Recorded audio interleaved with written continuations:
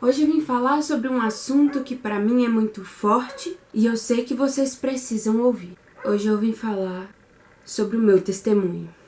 Aos 9 anos, ainda criança, ainda inocente, ainda pura, eu fui molestada e ali machucaram minha alma.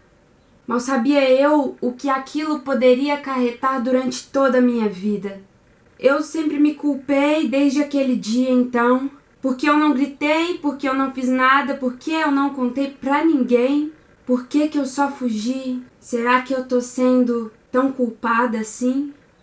Então eu cresci, eu me sentia perseguida por essa pessoa e eu comecei a ter nojo de homens, aversão, pavor, horror, sendo da família ou não, qualquer homem pra mim era sinal de perigo. Eu era só uma criança até aquele dia. Depois dali, minha alma envelheceu. Dali então o inimigo achou uma brecha. Ele disse: agora que ela está machucada, eu posso usar isso para que ela cresça problemática. E ele usou. Eu cresci com baixa autoestima, continuava tendo meus amigos, seguia minha vida normalmente, mas por dentro eu estava toda estragada. Eu me sentia perseguida por todos os homens. Eu me sentia abusada o tempo todo. Eu imaginava coisas perversas, sonhos perversos, pensamentos terríveis. Até que eu decidi ir estudar em Belo Horizonte. Então eu fui pra lá, com a alma vazia, machucada, derrotada. O inimigo tinha espaço para agir. E qualquer oportunidade, ele ia agir. Então eu fui estudar em um colégio, fui morar lá. E mexendo nas redes sociais, eu me apaixonei por uma garota. Fiquei perdidamente apaixonada. E isso era só o começo. A minha família descobriu, foi tudo muito forte, pesado. Minha mãe me trouxe de volta pra cá. Mas eu não aceitei e comecei a fugir de casa. Eu fugi de casa muitas vezes, cheguei a dormir na rua muitos dias. E conheci uma galera. Essa galera usava drogas. Até então eu só bebia, nunca tinha feito nada e não sabia de nada. Mas como eu tava com a alma vazia, eu queria me encher de alguma coisa. E a primeira oportunidade de me encher foi o cigarro. E eu me entreguei ao cigarro por muito tempo. Então eles me mostraram a maconha. E eu me entreguei a ela e eu gostei. Mas chegou uma hora que eu achei que era muito fraco pra mim. Eu ainda era garota vazia desde os 9 anos. E eu queria me completar e eu gostava de adrenalina. Então eu via que a droga podia me causar algum tipo de adrenalina. E que talvez me completasse por algum tempo. E quando passasse, então eu usava de novo. E quando passasse de novo, então eu usava mais uma vez. Com a maconha sendo muito fraca pra mim, eu fui conhecer o Loló. E ele me deixava muito mais alucinada, muito mais louca, fora de mim. E isso pra mim era bom, era um alívio pra minha alma. Eu parava de sentir dor, eu parava de me sentir suja, eu parava de me sentir um lixo por um tempo. Eu chegava em casa, olhava no espelho, autoestima super baixa, eu tinha dismorfobia. Eu podia passar horas olhando no espelho e chorando com o que eu via. A minha imagem não me agradava, eu me via de forma distorcida, eu me odiava, eu queria morrer. Então, morando em Belo Horizonte, eu tinha aprendido algumas coisas e com essas vezes que eu fugia, eu aprendi mais algumas coisas, eu fui ficando esperta pra aprontar. Eu ficava fora de casa muitos dias. Eu fiquei meses fora de casa, minha mãe não fazia ideia de onde eu tava, eu ficava desesperada em casa orando. E eu não fazia nenhuma questão de contar pra ela onde eu estava. Eu não queria que ela soubesse o que eu tava virando. E eu queria ficar pior. Então, uma vez quando eu tava em casa, eu pensei em uma forma de me matar. Porque eu sabia que eu seria desgosto pra minha família. Eu fiquei vários dias sem comer e sem beber água, eu fiquei muito fraca. Até que minha mãe percebeu, então eu tive que parar. Mas essa era só uma das vezes em que eu queria me matar e que eu iria tentar me matar. Eu voltei para Belo Horizonte, eu consegui convencer a minha mãe de que valeria a pena, talvez. E fui estudar em outro colégio no centro. Lá eu conheci outra galera, comecei a frequentar outras festas. Eu conheci as famosas festas privadas e as raves. E eu conheci outras drogas. Eu tava disposta a experimentar qualquer coisa, se fosse pra me completar ou pra tirar esse vazio que eu tinha dentro de mim. Mesmo sabendo que quando a onda passasse, eu iria chegar em casa e me sentir um lixo de novo. Eu tava disposta. Então eu conheci a bala, eu conheci o doce, eu conheci a cocaína eu conheci o cristal. E eu me entreguei a essas drogas totalmente. Comecei passando esses 3 dias nessas festas privadas, 3 dias em que eu usava muita droga e chegava em casa sempre super mal, me sentindo um lixo, mas nunca completa. E eu me perguntava o que será que eu vou ter que usar para conseguir me sentir completa? Será que eu vou ter que chegar num crack para poder me sentir completa? Por que as coisas não me completam? Por quê?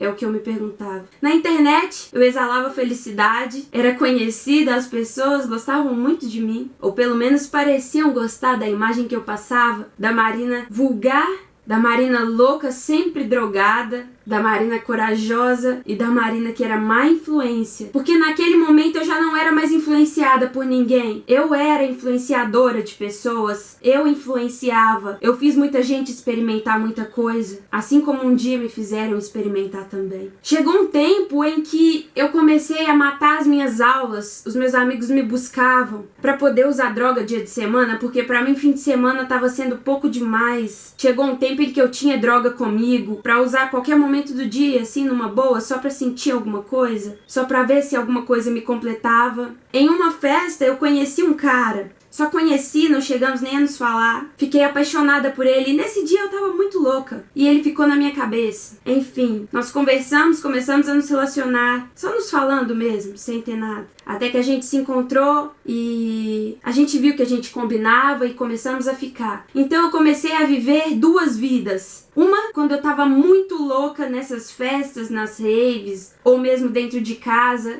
E a outra, enquanto eu estava junto com ele, em que eu até podia usar alguma coisa, mas eu não pegava tão pesado. Porque eu já estava em uma fase de misturar todas as drogas, só pra me sentir bem. Eu misturava tudo. Quanto mais louca eu ficasse, pra mim era melhor. Quanto menos eu sentisse que era eu ficava melhor. Até que um dia eu usei muita droga e cheguei em casa passando muito mal. Eu tava sem ar e eu pela primeira vez me lembrei de Deus. Eu conhecia Jesus. Eu sabia quem ele era, mas eu ainda não tinha sido impactada por ele. Mas eu sabia quem ele era. Então eu pensei, eu não posso morrer, porque se eu morrer, eu sei pra onde eu vou pro inferno. Eu não posso morrer. Mas eu não podia fazer nada e eu me perguntava, será que eu tô sendo castigada aqui nesse momento? Será que eu fui culpada desde os 9 anos? E então eu liguei pra esse cara que eu tava com ele e pedi ele pra conversar comigo. Eu não conseguia falar muito bem porque eu faltava muito ar. E de repente, enquanto a gente conversava, eu desmaiei na ligação. Eu desmaiei. E aí ele ficou desesperado, pensou em ligar pra minha mãe, apesar da minha família não saber de nada. Ele pensou em ligar. E então eu tenho certeza que foi Deus que me despertou e me permitiu voltar à vida. Mas imediatamente eu mesma liguei pra uma ambulância me buscar. E passei o dia todo limpando o meu sangue das drogas que eu tinha usado. Eu tinha sido salva, mas não dava valor. Se eu tava viva, eu continuava vazia, então eu queria mais. Eu voltei a ir às festas, a usar as drogas. Um tempo atrás eu tinha feito um tratamento no meu estômago pesado e tinha perdido muito peso. Eu também não podia usar nada, nem beber por causa disso, mas eu não tava nem aí, eu fazia. E pela segunda vez eu passei muito mal e novamente eu tive que ir ao hospital. Passar mais um dia. Quando eu chegava em casa, depois desses dias, eu me sentia mais lixo do que o normal. E eu queria muito, muito, muito morrer. Mas agora eu pensava nesse cara, eu falava, poxa, a gente pode ter uma vida junto se eu morrer? Isso não vai acontecer. Mas eu continuava, afinal era o meu sangue que pedia, já não era mais eu e sim meu sangue pedindo pra usar alguma coisa. Era a minha cabeça pedindo pra que eu usasse alguma coisa, pra que eu saísse de mim, pra que as lembranças não voltassem à minha cabeça. E continuamos assim, e ele quase desistiu de mim.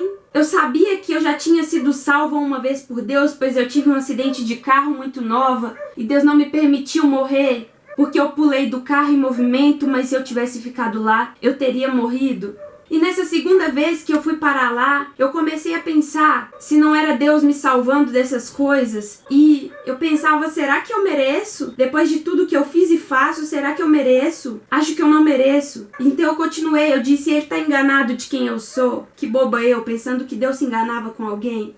Eu pensava, ele tá enganado, eu vou continuar. Mas ali naquele momento, mal sabia eu que Deus estava me buscando, que a mão dele estava me pegando e eu escorregava e ele pegava de novo, e eu escorregava e ele pegava de novo. Eu não escorregava porque Deus não tinha poder, eu escorregava porque eu tinha livre-arbítrio para fazer o que eu queria, e eu ainda não tinha escolhido viver nele. Até que um dia Deus pensou em uma estratégia perfeita. Ele disse: essa menina vai sonhar, ela vai sonhar comigo, e ela vai ficar tão impactada que ela nunca mais vai querer viver nisso, ela vai viver em mim. Então Deus me deu um sonho, e nesse sonho Deus me mostrou que eu iria morrer se eu continuasse assim. E então nesse sonho ele me levou ao futuro, me mostrando tudo que ele planejava para mim se eu vivesse junto a ele. Era uma profecia para minha vida, caso eu decidisse largar tudo e viver nele. Nesse sonho ele me limpava e me curava de tudo. Ele dizia: eu sou seu Deus, eu vim para te completar. Você e esse cara aí que você tá, vem seguir comigo vocês dois e vocês vão ter essa vida que eu tô te mostrando. Vocês vão fazer essas coisas para mim. Acordei impactada, louca, alucinada. Eu já tinha aceitado a Deus ali naquele sonho. Tinha sido tão forte para mim. Eu fui a uma festa com esse cara, e no meio dessa festa Deus estava me impactando tanto, eu não tinha bebido nada, que eu só pensava em Deus. E eu chamei esse cara e sentei ele pra gente conversar e contei a ele meu sonho e fiz a ele uma proposta. Eu disse: se você estiver disposto a vir comigo, nós vamos juntos servir a esse Deus. Mas se você não estiver disposto, eu vou largar tudo e todos pra ir sozinha servir a esse Deus. E dali começou uma caminhada. Eu te digo, foi difícil, foi. Ser limpa pelas drogas que eu usei, porque já não era só eu, era o meu sangue. Quantas vezes eu olhava drogas e senti vontade de usar, mas eu sabia que o Deus que estava me limpando queria mais de mim.